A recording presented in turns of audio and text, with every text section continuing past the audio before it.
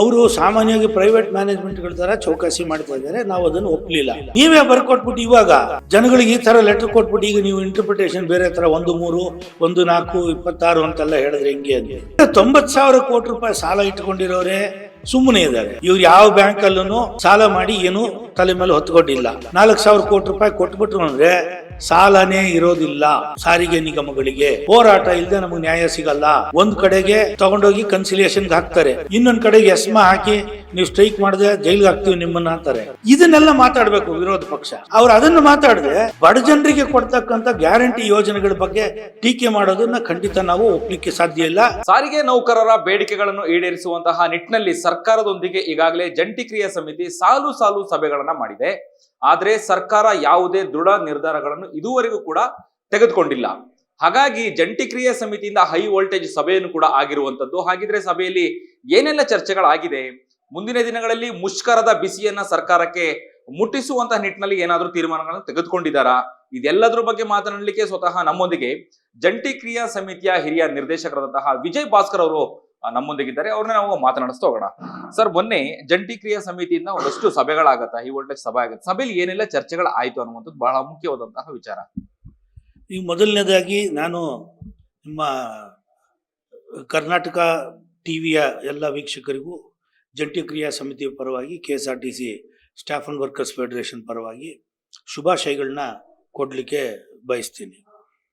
ಈಗ 4 ಸುತ್ತಿನ ಮಾತುಕತೆಗಳು ಮುಖ್ಯಮಂತ್ರಿಗಳ ಅಧ್ಯಕ್ಷತೆಯಲ್ಲಿ ನಡೆದಿದೆ. ಮೊನ್ನೆ 13ನೇ ತಾರೀಕು ಒಂದು ಸಭೆ ಸಾರಿಗೆ ಸಚಿವರ ಅಧ್ಯಕ್ಷತೆಯಲ್ಲಿ ನಡೆದಿದೆ. ಒಂದು ಭಾಳ ಗಮನಿಸಬೇಕಾದ ವಿಚಾರ ಏನಂದರೆ, ಜುಲೈ 4ನೇ ತಾರೀಕಿಂದ ಆಗಸ್ಟ್ 4ನೇ ತಾರೀಕಿಗೆ ಬರೋ ಅಷ್ಟರಲ್ಲೇ ಮುಖ್ಯಮಂತ್ರಿಗಳ ನಿಲುಮೆಯಲ್ಲೂ ಕೂಡ ಸಾಕಷ್ಟು ಬದಲಾವಣೆ ಆಗಿತ್ತು. ಮತ್ತು ನವೆಂಬರ್ 26ನೇ ತಾರೀಕು ಮುಖ್ಯಮಂತ್ರಿಗಳು ನಡೆಸಿದ ಸಭೆಯಲ್ಲಿ ಒಂದು ಪಾಸಿಟಿವ್ ಬೆಳವಣಿಗೆ ಮತ್ತು ಫರ್ದರ್ ಬೆಳವಣಿಗೆ ಏನು ಅಂತಂದರೆ, ಅವರು ಇನ್ನೂ 1 ವರ್ಷ ನಾವು ಹಿಂದಕ್ಕೆ ಬರ್ತೀವಿ ನಾವು ಅಂತಂದರು. ಸೊ ಈ ರೀತಿಯಾಗಿ ಅವರು ಸಾಮಾನ್ಯವಾಗಿ ಪ್ರೈವೇಟ್ ಮ್ಯಾನೇಜ್ಮೆಂಟ್ಗಳ ಥರ ಚೌಕಾಸಿ ಮಾಡ್ತಾ ಇದ್ದಾರೆ. ನಾವು ಅದನ್ನು ಒಪ್ಪಲಿಲ್ಲ. ಬಟ್ ಮುಖ್ಯಮಂತ್ರಿಗಳು ಕೂಡ 1-3-27 ಅಂತ ಹೇಳ್ತಾ ಇದ್ದವರು 1-4-26 ಅಂತ ಬಂದಿರೋದು ಒಂದು ಚರ್ಚೆ ಸಕಾರಾತ್ಮಕವಾಗಿ ಮುಂದುವರಿತಾ ಇದೆ ಅನ್ನೋದಕ್ಕೆ ಒಂದು ಸೂಚನೆ. ಅಂತಿಮ ತೀರ್ಮಾನ ಅಲ್ಲ ಅದು. ನಾವು ಕೂಡ ಇದನ್ನು ಅವತ್ತಿನ ಸಭೆಯಲ್ಲೇ ಸ್ಪಷ್ಟವಾಗಿ ಹೇಳಿದ್ವಿ. ಸರಿ, ಅವರು ಏನು ಮಾಡಿದ್ರು, ಈಗ ನಮ್ಮ ರಿಕ್ವೆಸ್ಟ್ ಮೇಲೆ ರಾಮಲಿಂಗಾರೆಡ್ಡಿ ಅವ್ರಿಗೆ ಆಥರೈಸ್ ಮಾಡಿದ್ರು. ಈಗ ನಾವು ಮೊನ್ನೆ 13ನೇ ತಾರೀಕು ಸಭೆ ನಡೀತು. 6ನೇ ತಾರೀಕು ನಡೀಬೇಕಾಗಿತ್ತು, ಬೇರೆ ಬೇರೆ ಕಾರಣಗಳಿಗೆ ಅದು 13ಕ್ಕೆ ನಡೀತು. ಈ 13ನೇ ತಾರೀಕಿನ ಸಭೆಯಲ್ಲಿ ಕೂಡ ನಾವು ಸಾರಿಗೆ ಸಚಿವರಿಗೆ ಭಾಳ ಸ್ಪಷ್ಟವಾಗಿ ಮನವರಿಕೆ ಮಾಡಿಕೊಟ್ಟಿದ್ದೀವಿ. 1-1-20ರಿಂದನೇ ಮತ್ತು ಆ ನೋಟಿಫಿಕೇಷನ್ನಲ್ಲಿ ಏನೂ ದೋಷಗಳಿಲ್ಲ. ಮತ್ತವರು ರಾಜಕೀಯ ಕಾರಣಕ್ಕೆ BJP ಅವರನ್ನು ಟೀಕೆ ಮಾಡೋದಕ್ಕೋಸ್ಕರ ಅವ್ರು ಬಳಸ್ಕೋತಾರೆ ಅಂದರೆ ನಾವೇನು ಅಭ್ಯಂತರ ಮಾಡೋಕ್ಕೆ ಹೋಗೋದಿಲ್ಲ. ಅದಕ್ಕೆ ಅದು ಅವ್ರವ್ರದ್ದು ಚರ್ಚೆ, ಟೀಕೆ. ಅಸೆಂಬ್ಲಿಯಲ್ಲೂ ಕೂಡ ನಿನ್ನೆ ರಾಮಲಿಂಗಾರೆಡ್ಡಿಯವರು ಅದನ್ನೇ ಹೇಳಿದ್ದಾರೆ, ಎಲ್ಲ ಅವರು ನಮ್ಮ ತಲೆ ಮೇಲೆ ಬಿಟ್ಟು ಹೊಟ್ಟೋಗಿದ್ದಾರೆ ಅಂತ. ಅದು ಅವರವರ ಚರ್ಚೆ, ನಮ್ಗೆ ಅದಕ್ಕೇನು ವಿ ಡೋಂಟ್ ವಾಂಟ್ ಟು ಇಂಟರ್ವ್ಯೂನ್. ಬಟ್ ನಮ್ಮ ಆ್ಯಸ್ ಫಾರ್ ವಿ ಆರ್ ಕನ್ಸರ್ನ್ಡ್, ಜಂಟಿ ಕ್ರಿಯಾ ಸಮಿತಿ ತೀರ್ಮಾನ ಮಾಡಿ ಭಾಳ ಸ್ಪಷ್ಟವಾಗಿ ಈ ಬೆಳವಣಿಗೆಗಳನ್ನು ಜನ, ಅದರಲ್ಲೂ ನಮಗೆ ಎಲೆಕ್ಟ್ರಾನಿಕ್ ಮಾಧ್ಯಮಗಳು ವಿಫಲ ಆಗೋಗಿದೆ, ಸರ್ಕಾರ ಮೊಂಡು ಧೋರಣೆ ಮಾಡ್ತಾ ಇದೆ ಅನ್ನೋ ರೀತಿಯಲ್ಲಿ ಸುದ್ದಿ ಬಿತ್ತರ ಮಾಡ್ತಾ ಇದೆ. ಬಟ್ ವಾಸ್ತವದಲ್ಲಿ ರಾಮಲಿಂಗಾರೆಡ್ಡಿಯವರು ಇವತ್ತು ಭಾಳ ಸ್ಪಷ್ಟವಾಗಿ ಕನ್ವಿನ್ಸ್ ಆಗಿದ್ದಾರೆ. ನಾವು ರಾಮಲಿಂಗಾರೆಡ್ಡಿಯವ್ರಿಗೆ ಭಾಳ ಕ್ಲಿಯರಾಗಿ ಹೇಳಿರೋದು ಏನಂದರೆ, ನೀವು ನೋಟಿಫಿಕೇಷನ್ನ ತಪ್ಪಾಗಿ ಅರ್ಥೈಸ್ತಾ ಇದ್ದೀರಿ, ಅದರಲ್ಲಿ ಏನೂ ತಪ್ಪಿಲ್ಲ. 38 ತಿಂಗಳ ಅರಿಯರ್ಸ್ ವಿಚಾರನ ಶ್ರೀನಿವಾಸ ಮೂರ್ತಿಯವರ ಕಮಿಟಿಗೆ ಒಪ್ಪಿಸಿದ್ದೇನೆ, ಸರ್ಕಾರ ಎಷ್ಟು ಪಾಲು ಕೊಡಬೇಕು ಅನ್ನೋ ವಿಚಾರನ ಇತ್ಯರ್ಥ ಮಾಡೋಕ್ಕೆ. ಸೊ ಅದು ಡೇಟ್ಗಳನ್ನೇನು ಬದಲಾವಣೆ ಮಾಡಿಲ್ಲ. 1-1-20ರಿಂದ ನೀವು 38 ತಿಂಗಳು ಅಂತ ಹೇಳಿದ ಮೇಲೆ ಸಹಜವಾಗಿ 1-1-24ರಿಂದ ಹೊಸ ವೇತನ ಪರಿಷ್ಕರಣೆ ಆಗಬೇಕು ಅಂತಲೇ ಅದರ ಅರ್ಥ. ನೀವು ಕೂಡ ಸಹಿ ಮಾಡಿರ್ತಕ್ಕಂಥ ಒಂದು ಕರಪತ್ರ 31ನೇ ತಾರೀಕು ಡಿಸೆಂಬರ್ ನಡೆದಂಥ ಮುಷ್ಕರದ ಸಂದರ್ಭದಲ್ಲಿ ರಾಮಲಿಂಗಾರೆಡ್ಡಿಯವರು ಮತ್ತು ಚೇರ್ಮನ್ರು ಗುಬ್ಬಿ ಶ್ರೀನಿವಾಸ್ ಅವರು ಮತ್ತು ಇನ್ನೊಬ್ಬರು ಅವರು ವೈಸ್ ಚೇರ್ಮನ್ನು MD ಅವರು ಅನ್ಬುಕುಮಾರ್ ಅವರು ಎಲ್ಲರೂ ಸಹಿ ಮಾಡಿ ಒಂದು 6 ಪುಟಗಳ ಕರಪತ್ರ ಕೊಟ್ಟಿದ್ದಾರೆ. ಅದರಲ್ಲಿ 1-1-20ರಿಂದ 15% ವೇತನ ಹೆಚ್ಚಳನ ಜಾರಿ ಮಾಡಲಾಗಿದೆ ಅಂತಲೇ ಬರ್ಕೊಟ್ಟಿದ್ದೀರಾ. ನೀವೇ ಬರ್ಕೊಟ್ಬಿಟ್ಟು ಇವಾಗ ಜನಗಳಿಗೆ ಈ ಥರ ಲೆಟ್ರ್ ಕೊಟ್ಬಿಟ್ಟು ಈಗ ನೀವು ಇಂಟರ್ಪ್ರಿಟೇಷನ್ ಬೇರೆ ಥರ 1-3, 1-4, 26 ಅಂತೆಲ್ಲ ಹೇಳಿದ್ರೆ ಹೆಂಗೆ ಅಂದ್ವಿ. ಇಲ್ಲೆಲ್ಲ ಹೌದು ನಮ್ಮ ಗಮನಕ್ಕೆ ಇದೆಲ್ಲ ಬಂದೇ ಇರಲಿಲ್ಲ ಅಂಥೇಳಿ ಅಧಿಕಾರಿಗಳು ನಮ್ಮನ್ನು ಮಿಸ್ಗೈಡ್ ಮಾಡಿದ್ರು ಅನ್ನೋ ಅಭಿಪ್ರಾಯನ ಅವ್ರು ಹೇಳಿದ್ರು. ಆ್ಯಂಡ್ ಅದಾದಮೇಲೆ ಮುಖ್ಯಮಂತ್ರಿಗಳಿಗೆ ಒಂದು ಪ್ರಾತ್ಯಕ್ಷಿಕೆ ಕೊಟ್ಟಿದ್ದಾರೆ, ಒಂದು ಪ್ರೆಸೆಂಟೇಷನ್ ಕೊಟ್ಟಿದ್ದಾರೆ ಟ್ರಾನ್ಸ್ಪೋರ್ಟ್ ಮ್ಯಾನೇಜ್ಮೆಂಟು. ಅದರಲ್ಲೂ ಕೂಡ ಏನು ಮಿಸ್ಲೀಡಿಂಗ್ ಆಗಿ ಹೇಳಿದ್ದಾರೆ ಅಂದರೆ, ಸಾರಿಗೆ ನಿಗಮಗಳ ನೌಕರರಿಗೆ 4 ವರ್ಷಕ್ಕೊಮ್ಮೆ ವೇತನ ಪರಿಷ್ಕರಣೆ ಮಾಡುವ ಪದ್ಧತಿ ಇದೆ, 1/3/2023ರಿಂದ ವೇತನ ಪರಿಷ್ಕರಣೆ ಜಾರಿ ಮಾಡಲಾಗಿದೆ ಅಂತ ಬರೆದಿದ್ದಾರೆ. ಇದು ನೋಡಿದಾಗ ಸಹಜವಾಗಿಯೇ 1/3/23ರಿಂದ 4 ವರ್ಷ ಅಂತ ಸಿದ್ದರಾಮಯ್ಯನವರು ಅಂದ್ಕೊಂಡಿದ್ದಾರೆ. ಮುಖ್ಯಮಂತ್ರಿಗಳಿಗೆ ಈ ರೀತಿ ಮಿಸ್ಗೈಡ್ ಮಾಡಿದಂಥವ್ರನ್ನ ಕ್ರಮ ತಗೋಬೇಕು ಅಂತ ಹೇಳಿ ನಾವು ಜಂಟಿ ಕ್ರಿಯಾ ಸಮಿತಿಯಿಂದ ನಾವು ಪತ್ರ ಬರೀತಾ ಇದ್ದೀವಿ ಮ್ಯಾನೇಜ್ಮೆಂಟ್ಗೆ. ಅದ್ರ ಜೊತೆಲಿ ನಾವು ಜನರಿಗೆ ಹೇಳ್ತಾ ಇರೋದು, ಮೊನ್ನೆ ರಾಮಲಿಂಗಾರೆಡ್ಡಿಯವರ ಸಭೆ ಕೊನೆಯಲ್ಲಿ ಏನು ಹೇಳಿದ್ದಾರೆ, ಈಗ ನಮಗೂ ಭಾಳ ಕಷ್ಟ ಇದೆಯಪ್ಪ, ಇಷ್ಟು ಸಾಲ ಇದೆ ಅಷ್ಟು ಸಾಲ ಇದೆ ಅಂದರು. DTC ಅಂತ ಹೇಳಿದೆ, ಡೆಲ್ಲಿ ಟ್ರಾನ್ಸ್ಪೋರ್ಟ್ ಕಾರ್ಪೊರೇಷನ್ ಅಂತ ಒಂದು ಸಂಸ್ಥೆ ಇದೆ, ಅಲ್ಲಿ 90,000 ಕೋಟಿ ರೂಪಾಯಿ ಸಾಲ ಇದೆ. ಖಂಡಿತವಾಗ್ಲೂ DTC ನಮ್ಮ ಕರ್ನಾಟಕ ರಾಜ್ಯ ರಸ್ತೆ ಸಾರಿಗೆ ನಿಗಮಗಳಷ್ಟು ದೊಡ್ಡದಲ್ಲ. 24,000 ಬಸ್ಗಳಿದೆ, 1,15,000 ಜನ ಸಿಬ್ಬಂದಿಗಳು ಕೆಲಸ ಮಾಡ್ತಾ ಇದ್ದಾರೆ. DTC 4 ನಿಗಮಗಳ ಅಥವಾ BMTCಗಿಂತಲೂ 1-1.5ರಷ್ಟು ದೊಡ್ಡದಿರಬಹುದು, BMTC ಮಾತ್ರ. ಸೊ ಅವರೇ 90,000 ಕೋಟಿ ರೂಪಾಯಿ ಸಾಲ ಇಟ್ಕೊಂಡಿರೋರೇ ಸುಮ್ಮನೆ ಇದ್ದಾರೆ. ಇವರು 6,000 ಕೋಟಿ ರೂಪಾಯಿ, ಯಾವ್ದು 6,000 ಕೋಟಿ ರೂಪಾಯಿ ಪ್ರಾವಿಡೆಂಟ್ ಫಂಡ್ ಬಾಕಿ ಕಟ್ಟಿಲ್ಲ, ಇದೇನೆ. ಇವ್ರು ಯಾವ ಬ್ಯಾಂಕಲ್ಲೂ ಸಾಲ ಮಾಡಿ ಏನೂ ತಲೆ ಮೇಲೆ ಹೊತ್ಕೊಂಡಿಲ್ಲ. ಕೆಲಸಗಾರರಿಗೆ ಕೊಡಬೇಕಾದಂಥ ಸ್ಟ್ಯಾಚ್ಯೂಟ್ರಿ ಹೊಣೆಗಾರಿಕೆ ಅಂತ ನಾವೇನು ಕರಿತೀವಿ, ಏನು ಶಾಸನಾತ್ಮಕವಾದ ಕಾನೂನುಬದ್ಧವಾದ ಹೊಣೆಗಾರಿಕೆ, ಅದಷ್ಟೇ ಇವ್ರ ಹತ್ರ ಇರ್ತಕ್ಕಂಥ ಸಾಲ. ಅದರಲ್ಲೂ ರಾಜ್ಯ ಸರ್ಕಾರ ಈ 15% ಏನು ಇದ್ರ ಹೆಚ್ಚಳ ಕೊಟ್ಟಿದ್ದಾರೆ, ಶಕ್ತಿ ಇದು ಏನು ಫೇರ್ ಹೈಕ್ ಕೊಟ್ಟಿದ್ದಾರೆ ಜನವರಿ 1ನೇ ತಾರೀಕಿಂದ 5ನೇ ತಾರೀಕಿಂದ 25ನೇ ಇಸ್ವಿ, ಅದನ್ನು ಶಕ್ತಿ ಯೋಜನೆಗೂ ಅನ್ವಯಿಸಿ 4,000 ಕೋಟಿ ರೂಪಾಯಿ ಕೊಟ್ಬಿಟ್ರು ಅಂದರೆ ಸಾಲನೇ ಇರೋದಿಲ್ಲ ಸಾರಿಗೆ ನಿಗಮಗಳಿಗೆ.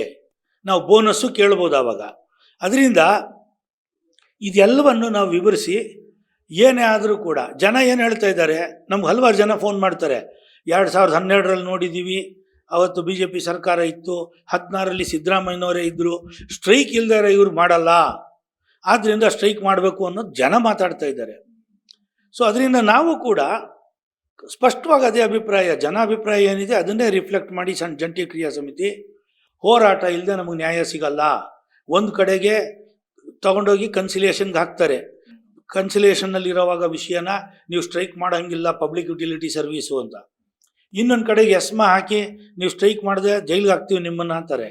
ಅದಕ್ಕೂ ಸಾಲದು ಅಂಥೇಳಿ ತಮ್ಮ ಚೇಲಾಗಳ ಮೂಲಕ ಒಂದು ಪಬ್ಲಿಕ್ ಇಂಟ್ರೆಸ್ಟ್ ಲಿಟಿಗೇಷನ್ ಹಾಕಿಸಿ ಹೈಕೋರ್ಟು ನೇರವಾಗಿ ಟ್ರೇಡ್ ಯೂನಿಯನ್ಗೆ ನಿರ್ದೇಶನ ಕೊಡುತ್ತೆ, ನೀವು ಸ್ಟ್ರೈಕ್ ಮಾಡಬೇಡಿ ಅಂತ. ಸೊ ಈ ರೀತಿಯಾಗಿ ಎಲ್ಲ ರೀತಿಯಿಂದಲೂ ನಮ್ಮನ್ನು ಕಾರ್ನರ್ ಮಾಡ್ತಾ ಇರುವಾಗ ಹೋರಾಟದ ಸ್ವರೂಪನ ನಾವು ಮುಂದಿನ ದಿನಗಳಲ್ಲಿ ತಿಳಿಸ್ತೀವಿ. ಯಾವುದೇ ಕಾರಣಕ್ಕೂ ತಾವು ನಿರಾಶರಾಗಬೇಡಿ. ಪ್ರಗತಿ ಆಗಿದೆ, ಮೊನ್ನೆ ಮೀಟಿಂಗಲ್ಲಿ ನಾವು ನಿರೀಕ್ಷೆ ಮಾಡಿದಷ್ಟು ಆಗದೆ ಇರ್ಬೋದು, ಪಾಸಿಟಿವ್ ಆಗಿದೆ. ಅದರಿಂದ ಮುಖ್ಯಮಂತ್ರಿಗಳು ಸೆಷನ್ ಆದಮೇಲೆ ಅವರ ಮಟ್ಟದಲ್ಲಿ ಇನ್ನೊಂದು ಮೀಟಿಂಗ್ ವ್ಯವಸ್ಥೆ ಮಾಡ್ತೀವಿ ಅಂತ ಹೇಳಿದ್ದಾರೆ ರಾಮಲಿಂಗಾರೆಡ್ಡಿಯವರು. ಅದರಲ್ಲಿ ಒಂದು ಸಕಾರಾತ್ಮಕವಾದಂಥ ತೀರ್ಮಾನ ಬರುತ್ತೆ ಅನ್ನುವಂಥ ಭರವಸೆ ನಾವು ಇಟ್ಕೊಂಡಿದ್ವಿ. ಇಲ್ಲ ಅಂತಂದರೆ ನಾವು ಸಾರಿಗೆ ನಿಗಮದ ನೌಕರರಲ್ಲಿ ಹೇಳ್ತೀವಿ, ಹೋರಾಟ ಇಲ್ಲದೆ ನ್ಯಾಯ ಸಿಕ್ಕೋದಿಲ್ಲ, ಹೋರಾಟಕ್ಕೆ ಸಿದ್ಧರಾಗಿ. ಓಕೆ, ಅಧಿಕಾರಿಗಳು ಸರ್ಕಾರಕ್ಕೆ ತಪ್ಪು ವರದಿ ಕೊಟ್ಟಿದ್ದಾರೆ, ಹಾಗಾಗಿ ಮುಖ್ಯಮಂತ್ರಿ ಸಿದ್ದರಾಮಯ್ಯ ಅವರು ಉಲ್ಟಾ ಹೊಡೆದಿದ್ದಾರೆ ಅನ್ನುವಂತಹ ಮಾತುಗಳು. ಅಧಿಕಾರಿಗಳು ತಪ್ಪು ವರದಿ ಕೊಟ್ಟಿರೋದ್ರಿಂದ ತಪ್ಪನ್ನ ಒಪ್ಕೊಂಡ್ರೆ ಸಾರಿಗೆ ನೌಕರರಿಗೆ ನ್ಯಾಯ ಸಿಗ್ಬಹುದಾ? ಇಲ್ಲ, ಈಗ ಅದೇ ಪ್ರಶ್ನೆ ಇರೋದು ಅಷ್ಟೇ ಸರಳನೇ. ಈಗ 4 ವರ್ಷ ಅನ್ನೋ ಮಾತು ಸಿದ್ದರಾಮಯ್ಯನವ್ರ ಬಾಯಲ್ಲಿ ಯಾಕೆ ಬಂತು ಅಂದರೆ, ಇವರು ಅಧಿಕಾರಿಗಳು ಕೊಟ್ಟಿರೋ ಬ್ರೀಫಿಂಗಿಂದ. ಈಗ ಕಲ್ಪ್ರಿಟ್ಗಳು ಇಲ್ಲೇ ಇದ್ದಾರೆ, ನಾವೆಲ್ಲ ಕಳ್ಳರೆಲ್ಲ ಆಚೆ ಇದ್ದಾರೆ ಅಂತ ನಾವು ಹೊರಗಡೆ ಹುಡುಕ್ತಾ ಇದ್ದೀವಿ, ಮನೆ ಒಳಗೆ ಇದ್ದಾರೆ.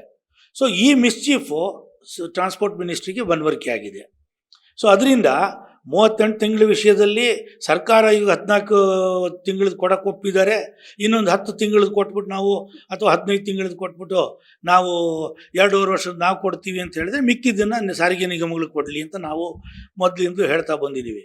ಸಾರಿಗೆ ನೌಕರರಿಗೆ 38 ತಿಂಗಳ ಅರಿಯರ್ಸಲ್ಲಿ ಒಂದೇ ₹1 ಕೂಡ ಬಿಟ್ಕೊಡ್ಲಿಕ್ಕೆ ನಾವು ತಯಾರಿಲ್ಲ. ಇದು ಬಹಳ ಸ್ಪಷ್ಟ. ಓಕೆ, ಅಂದ್ರೆ ವಿರೋಧ ಪಕ್ಷದಲ್ಲಿ ಇದ್ದಂತ ಸಂದರ್ಭದಲ್ಲಿ ಮುಖ್ಯಮಂತ್ರಿ ಸಿದ್ದರಾಮಯ್ಯ ಅವರು ಒಂದು ಭರವಸೆಯನ್ನ ಕೊಡ್ತಾರೆ. ಆ ಸಂದರ್ಭದಲ್ಲಿ ಏನು ಈಗಾಗಲೇ ಏನು ಒಂದಷ್ಟು ಉಚಿತ ಭಾಗ್ಯಗಳು ಬಗ್ಗೆ ಆಲೋಚನೆಗಳು ಇರಲಿಲ್ಲ. ಈಗ ಗ್ಯಾರಂಟಿ ಯೋಜನೆಗಳಿಂದಾಗಿ ಸರ್ಕಾರದ ಖಜಾನೆ ಖಾಲಿ ಆಗಿದೆ, ಹಾಗಾಗಿ ಸಾರಿಗೆ ನೌಕರರಿಗೆ ಕೊಡಬೇಕಾದಂತ ಕೊಡ್ತಾ ಇಲ್ಲ ಅನ್ನುವಂತಹ ಮಾತುಗಳು ಕೇಳಿ ಬರ್ತಿದೆ. ನಿಜನ ಸುಳ್ಳ, ಅದ್ರ ಬಗ್ಗೆ ಪ್ರಸ್ತಾಪ ಆಗಿದೆಯಾ? ಈ ಸಾರಿಗೆ ಒಂದು, ನಾನೊಬ್ಬ ಈ ರಾಜ್ಯದ ಪ್ರಜೆಯಾಗೂ ಮಾತನಾಡ್ತೀನಿ, ಒಂದು ಕಾರ್ಮಿಕ ಚಳವಳಿಯ ಕಾರ್ಯಕರ್ತನಾಗೂ ಮಾತನಾಡ್ತೀನಿ. ಈ 4,10,000 ಕೋಟಿ ರೂಪಾಯಿನ ರಾಜ್ಯ ಬಜೆಟ್ ಒಳಗೆ ಸುಮಾರು ಇವರು ಎಲ್ಲ 4 ಗ್ಯಾರಂಟಿಗಳನ್ನ 5 ಗ್ಯಾರಂಟಿಗಳನ್ನು ಪೂರ್ತಿಯಾಗಿ ಅನುಷ್ಠಾನ ಮಾಡಿದಾಗ್ಲೂ ಸರ್ಕಾರಕ್ಕೆ ಖರ್ಚಾಗುವಂಥದ್ದು 58-60 ಸಾವಿರ ಕೋಟಿ ರೂಪಾಯಿ. So it is hardly around 17-18% ಅಷ್ಟೇ. ಆದರೆ ಇವತ್ತು ನೋಡಿ, ರಾಜ್ಯ ಸರ್ಕಾರಕ್ಕೆ GST ಅದು ಅನುದಾನದ ಹಂಚಿಕೆಯಲ್ಲಿ ಕೇಂದ್ರ ಮತ್ತು ರಾಜ್ಯದ ಮಧ್ಯೆ ಭಾಳ ತೊಂದರೆ ಆಗ್ತಾ ಇದೆ. ನಾವು GST ಸಂಗ್ರಹ 4 ಲಕ್ಷ ಕೋಟಿ ರೂಪಾಯಿನ ರಾಜ್ಯ ಸರ್ಕಾರ ಕೇಂದ್ರ ಸರ್ಕಾರಕ್ಕೆ ಕೊಟ್ಟರು, ನಮಗೆ ಕೊಡ್ತಾ ಇರೋದು ಬರೀ 50,000 ಕೋಟಿ ರೂಪಾಯಿ ಕೂಡ ಕೊಡ್ತಾ ಇಲ್ಲ. ಅದರಲ್ಲಿ ಕೂಡ ಮೊನ್ನೆ GST ಸ್ಲ್ಯಾಬ್ಗಳನ್ನೆಲ್ಲ ಕಡಿಮೆ ಮಾಡಿ ಏಕಪಕ್ಷೀಯವಾಗಿ ರಾಜ್ಯ ಸರ್ಕಾರಗಳಿಗೆ 16,000 ಕೋಟಿ ರೂಪಾಯಿ ಲಾಸ್ ಆಗಿದೆ ನಮ್ಮ ರಾಜ್ಯ ಸರ್ಕಾರಕ್ಕೆ. ಅದನ್ನು ಕೂಡ ನೀವು ಸ್ವಂತ ಸಂಪನ್ಮೂಲದಿಂದಲೇ ಹೊಂದಿಸ್ಕೊಳ್ರಿ ಅಂತ ಹೇಳ್ತಾ ಇದ್ದಾರೆ. ಇದನ್ನೆಲ್ಲ ಮಾತಾಡಬೇಕು ವಿರೋಧ ಪಕ್ಷ ಅಂಡ್ ನಮ್ಮ ಪ್ರತಿನಿಧಿಗಳು, ಪಾರ್ಲಿಮೆಂಟ್ ಮೆಂಬರ್ಗಳು. ಅವರು ಅದನ್ನು ಮಾತಾಡದೆ ಬಡ ಜನರಿಗೆ ಕೊಡ್ತಕ್ಕಂಥ ಗ್ಯಾರಂಟಿ ಯೋಜನೆಗಳ ಬಗ್ಗೆ ಟೀಕೆ ಮಾಡೋದನ್ನು ಖಂಡಿತ ನಾವು ಒಪ್ಪಲಿಕ್ಕೆ ಸಾಧ್ಯ ಇಲ್ಲ. AITUC ಪರವಾಗಿ ನಾವು ಆ ಥರದ ಒಂದು ನಿಲುಮೆನ ಖಂಡನೆ ಮಾಡ್ತೀವಿ. ಮತ್ತು ಇನ್ನೊಂದು, ನಮ್ಮ ಸಾರಿಗೆ ನೌಕರರ ಪ್ರಶ್ನೆನೇ ಬಂದಾಗ, ಶಕ್ತಿ ಯೋಜನೆ ಬಂದ ಮೇಲೆ ನಮ್ಮ ರೈಡರ್ಶಿಪ್ ಜಾಸ್ತಿ ಆಗಿದೆ, ಮಹಿಳಾ ಇವರು ಪ್ರಯಾಣಿಕರ ಸಂಖ್ಯೆ ತುಂಬ ಹೆಚ್ಚಾಗಿದೆ. ಇಂಥ ಸನ್ನಿವೇಶದಲ್ಲಿ ನಾವು ಗ್ಯಾರಂಟಿ ಯೋಜನೆಯಿಂದ ನಿಮಗೆ ಕೊಡೋಕ್ಕಾಗೋದಿಲ್ಲ ಅನ್ನೋದು ಅದು ರಾಜಕೀಯ ಪ್ರೇರಿತವಾದಂಥ ಟೀಕೆನೇ ವಿನಃ ವಾಸ್ತವ ಸಂಗತಿ ಅಲ್ಲ. ಮೇಲಾಗಿ ಶಕ್ತಿ ಯೋಜನೆ ಜಾರಿಗೆ ಬಂದ ಮೇಲೆ ವುಮೆನ್ ಎಂಪ್ಲಾಯ್ಮೆಂಟು ರಾಜ್ಯದಲ್ಲಿ 23% ಹೆಚ್ಚಳ ಆಗಿದೆ, ಇದು ತೋರಿಸುತ್ತೆ. GST ಕಲೆಕ್ಷನ್ಸು 475 ಕೋಟಿ ರೂಪಾಯಿ ಹೆಚ್ಚಾಗಿದೆ. ಸೊ ಈ ರೀತಿಯಾಗಿ ಬೇರೆ ಬೇರೆ ಪ್ಯಾರಾಮೀಟರ್ಸಲ್ಲಿ ಒಂದು ಸಕಾರಾತ್ಮಕವಾದ ಫಲಿತಾಂಶ ಬಂದಿರುವಂಥದ್ದನ್ನು ಆ್ಯಂಡ್ ಮೇಲಾಗಿ BJPಯವರು ಬೇರೆ ಕಡೆಗೆ ಬೇರೆ ರಾಜ್ಯಗಳಲ್ಲಿ ಇದನ್ನೆಲ್ಲ ಅನುಷ್ಠಾನ ಮಾಡಿ ಎಲೆಕ್ಷನಲ್ಲಿ ಗೆಲ್ತಾ ಇದ್ದಾರೆ. ಅದರಿಂದ ಈ ಥರದ ಟೀಕೆನ ನಾವು ಒಪ್ಪೋದಿಲ್ಲ. ಇದಿಷ್ಟು ವಿಜಯ್ ಭಾಸ್ಕರ್ ಅವರ ಮಾತುಗಳಾಗಿತ್ತು. ಕ್ಯಾಮ್ರಾ ಪರ್ಸನ್ ಉಲ್ಲಾಸ್ ಜೊತೆ ಅಭಿಜಿತ್ ಗಣೇಶ್, ಕರ್ನಾಟಕ ಟಿವಿ, ಬೆಂಗಳೂರು. ನೀವು ಸಣ್ಣ ಆಗ್ಬೇಕಲ್ವಾ? ಅದು ಒಂದು ಉತ್ತಮ ಆಹಾರದಿಂದ ಸಣ್ಣ ಆಗ್ಬೇಕಲ್ವಾ? ಪ್ರತಿದಿನ ನಮ್ಮ ಜೀನಿ ಸ್ಲಿಮ್ ನ ಯೂಸ್ ಮಾಡಿ ಯಾವುದೇ ಸೈಡ್ ಎಫೆಕ್ಟ್ ಇಲ್ದಂಗೆ ನೀವು ಸಣ್ಣ ಆಗ್ತೀರಾ. ಯಾರಾಗ್ತಾರೆ MLA ಅಭ್ಯರ್ಥಿ 2028? ಶೀಘ್ರದಲ್ಲೇ ಪ್ರತಿದಿನ ಒಂದೊಂದು ಕ್ಷೇತ್ರದ ಟಿಕೆಟ್ ಆಕಾಂಕ್ಷಿಗಳ ಸಂಪೂರ್ಣ ಮಾಹಿತಿ ಪೊಲಿಟಿಕಲ್ ಜರ್ನಲಿಸ್ಟ್ KM ಶಿವಕುಮಾರ್ ಅವರಿಂದ. ಕರ್ನಾಟಕದ ನಂಬರ್ 1 ಡಿಜಿಟಲ್ ಮೀಡಿಯಾ ನಿಮ್ಮ ನೆಚ್ಚಿನ ಕರ್ನಾಟಕ ಟಿವಿಯಲ್ಲಿ ಮಾತ್ರ.